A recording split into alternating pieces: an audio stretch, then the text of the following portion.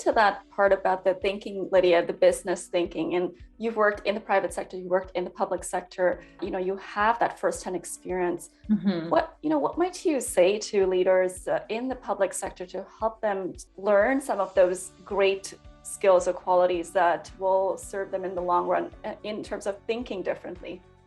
I'll say there's three things that I've really, really had, that I've learned, but more importantly have been sort of ingrained in my thinking now that I'm at KPMG versus when I was in the hospital sector. And those three things are that in order to be successful in private sector, you have to be able to demonstrate the business value of what you're selling effectively, right? What you're providing to your clients. Otherwise, they're just going to go to somebody else.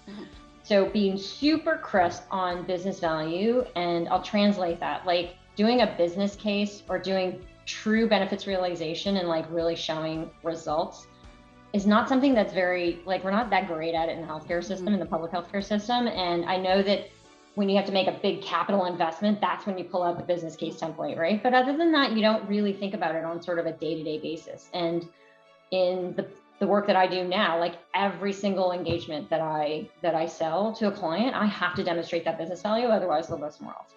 The second thing, and it's kind of related, is how do you really differentiate what you're doing versus what somebody else is doing who could provide something very similar, right?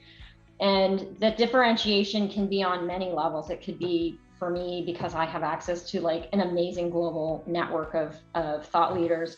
It could be because I've done this before, right? Over and over and over again, and I really know this space, whatever it is. But the point is that you have to constantly think about how you're different, how you're unique. What you're doing is, again, adding business value. Otherwise, the clients will go somewhere else. And it's differentiation is something that we don't really think about in public sector, right? Like, because we kind of like the work will always be there. You don't have to really differentiate. You just have to make sure you don't totally screw something up, right? Which is a very different phenomenon. And then the third thing is reputation. Like, what is your actual reputation? And I don't mean that in like in an arrogant way, but I mean in terms of what do you stand for? What values are you bringing forward? And are you like, are you really proud of your quality of work that you do, right? Because everything you do is a reflection of your reputation on that. I think that there's definitely elements of, you don't work in public sector healthcare unless you feel very strongly about the healthcare system, I think, at least my interactions with most people. But do we think about like the reputation of what we're doing and the long lasting effects of that? Or are we just kind of doing what we need to do in the moment? And I think we get so caught up in just like the operations and making sure that we're, meeting our budgets and we don't really think about the effect as much of what we do from an organizational perspective. I'm not talking about clinical outcomes. I'm talking about like organizationally and running an operation. And look, I know I used to work for University Health Network, and I think the place has an amazing reputation, not just in Canada, but globally. And they did think about their reputation when it comes to like strategy. And kind of, I think that they wanted to make a mark on the world in terms of having an effect rate.